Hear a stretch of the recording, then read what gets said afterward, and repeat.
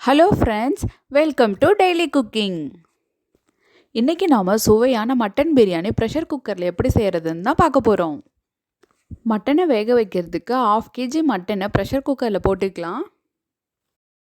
1/2 spoon மஞ்சள் தூள் add பண்ணிக்கலாம். 1 spoon ginger garlic paste add பண்ணிக்கலாம். 1/2 ஸ்பூன் தனி மிளகாய் தூள் ஆட் பண்ணிக்கலாம்.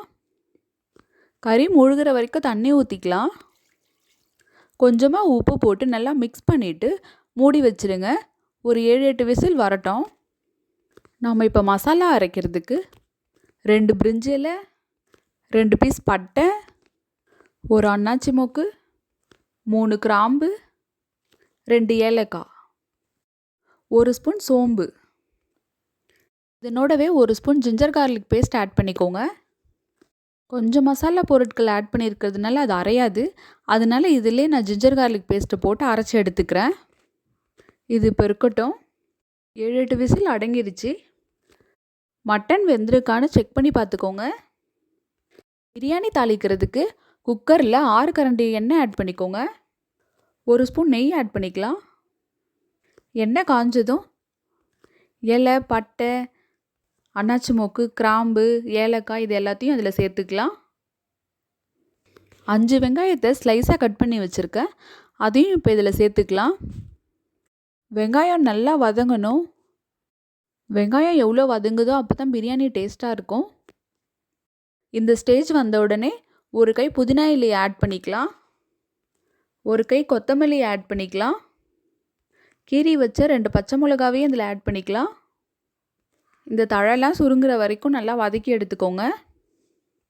அரைச்சி வச்ச அந்த மசாலாவோடு சேர்த்து ஜிஞ்சர் கார்லிக் பேஸ்ட் ஆட் பண்ணிக்கலாம். பச்சை வாசனை போகிற வரைக்கும் நல்லா வதக்கி விட்டுக்கோங்க.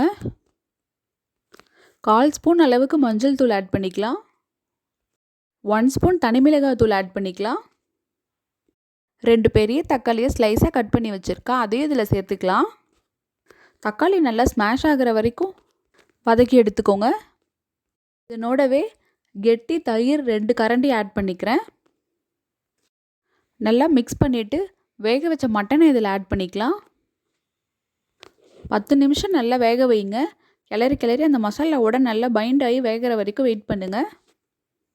2 டம்ளர் பாஸ்மதி ரைஸை 1/2 hour முன்னாடி ஊற வச்சு ஃபில்ட்ரு பண்ணி வச்சுருக்கேன்.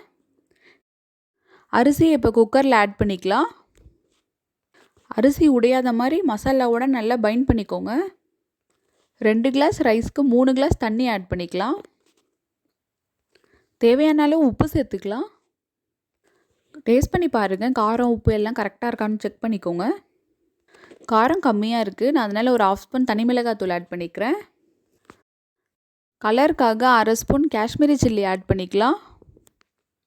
அரிசியும் தண்ணியும் சமமாக ஆகிற வரைக்கும் மூடி போடாமல் வேக வச்சுக்கோங்க.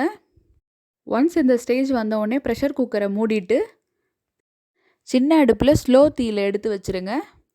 25 மினிட்ஸ் அதில் இருக்கட்டும். விசில்லாம் வராது. 25 மினிட்ஸ்க்கு அப்புறம் ப்ரெஷர்லாம் தானாகவே ரிலீஸ் ஆகிற வரைக்கும் வெயிட் பண்ணியாச்சு. இப்போ நம்ம குக்கரை ஓப்பன் பண்ணிடலாம். அடியிலேருந்து நல்லா கிளறி விட்டுக்கோங்க. பாருங்கள், கொஞ்சம் கூட ஒட்டவே இல்லை. இந்த மாதிரி மெத்தடில் செஞ்சிங்கன்னா ஒரு துளி அளவு கூட ஒட்டாது. பிரியாணியை பிளேட்டுக்கு மாற்றிக்கலாம். இதனோடவே சைடிஷ்க்கு மட்டன் சுக்கா செஞ்சுருக்கேன். எக்கு ரைத்தா 2மே பண்ணியிருக்கேன். இதே மாதிரி உங்கள் வீட்டில் நீங்களும் ட்ரை பண்ணுங்கள். இந்த ரெசிபி உங்களுக்கு பிடிச்சிருந்துச்சுன்னா டெய்லி குக்கிங் சேனலை சப்ஸ்கிரைப் பண்ணிக்கோங்க. தேங்க்ஸ் ஃபார் வாட்சிங். பை.